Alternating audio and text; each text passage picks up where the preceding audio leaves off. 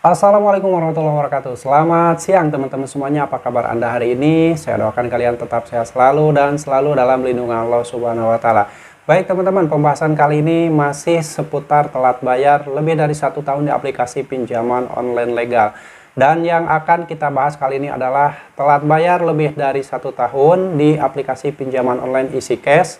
Apa saja yang terjadi? Apakah didatangi DC lapangan? Kapan DC lapangan tersebut datang ke rumah, ataukah justru malah itu hanya ketakutan-ketakutan yang timbul dari pikiran Anda sendiri. Jadi silakan kalian tinggal simak videonya sampai habis agar kalian tidak salah memahami isi dari video ini.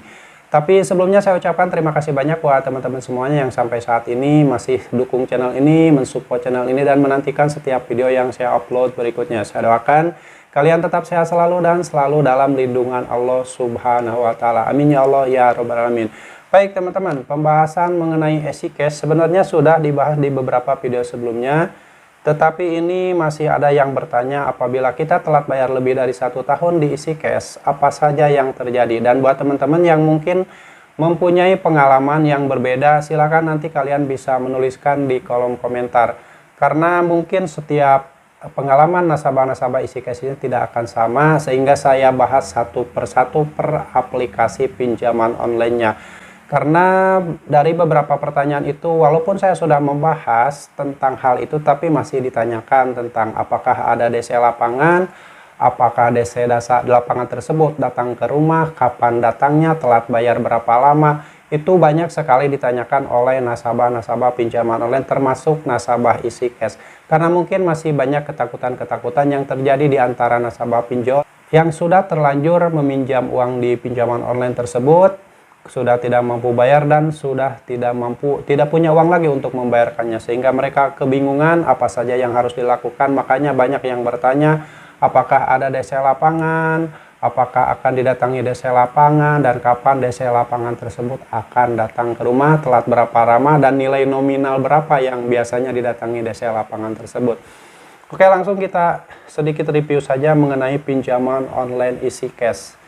Nah, seperti kita tahu, EasyCash ini merupakan sebuah layanan pendanaan berbasis teknologi informasi. Jadi di situ kalian hanya bisa melakukan transaksi secara digital, secara elektronik. Dari mulai langkah pertama adalah mendownload aplikasi tersebut, lalu kita diminta untuk daftar, mengisi data-data sesuai dengan KTP, lalu kita diminta untuk foto selfie dengan KTP, foto KTP, dengan verifikasi wajah, ada yang berkedip-kedip, mangap-mangap, tengok kanan, tengok kiri. Itu secara umum dilakukan ketika kita ingin meminjam uang di aplikasi pinjaman online, termasuk EasyCash juga.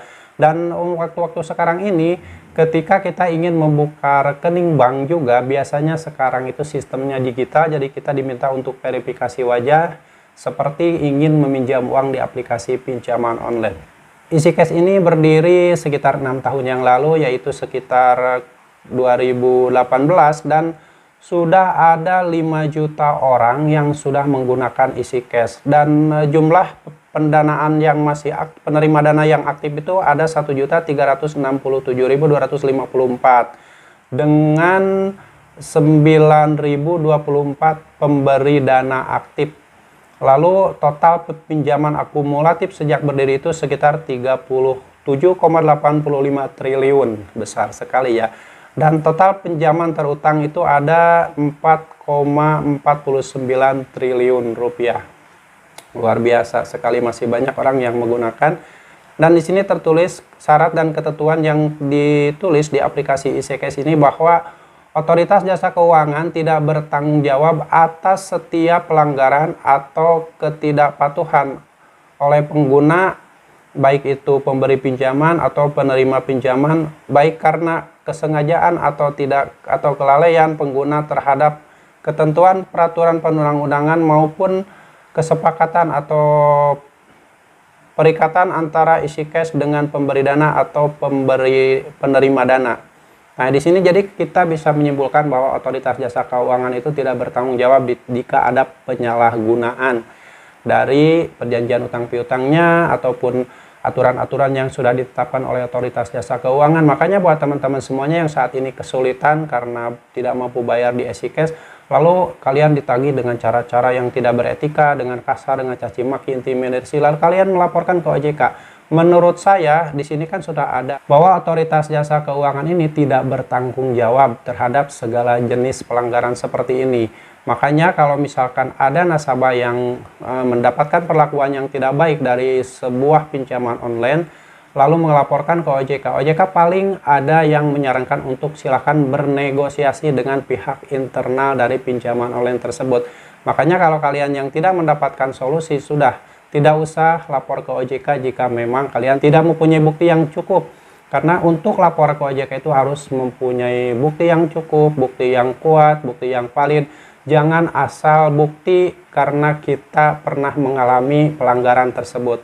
Jadi harus dilampirkan semua buktinya, screenshot penagihan yang kasar tersebut, terus apakah si DC pinjol tersebut menyebutkan nama aplikasinya atau tidak. Jadi sebaiknya buat teman-teman semua yang saat ini sedang kesulitan ekonomi, sedang telat bayar, bahkan gagal bayar di aplikasi pinjaman online EasyCash, selesaikan dengan cara sendiri agar kalian bisa tahu bagaimana caranya mengatasi semua penagihan yang tidak beretika, semua penagihan yang kasar, yang di luar aturan dari otoritas jasa keuangan tersebut. Karena semua kendali ada di diri kalian, bukan di OJK, bukan di AEPI, bukan di perusahaan pinjol, semua kendali ada di diri kalian.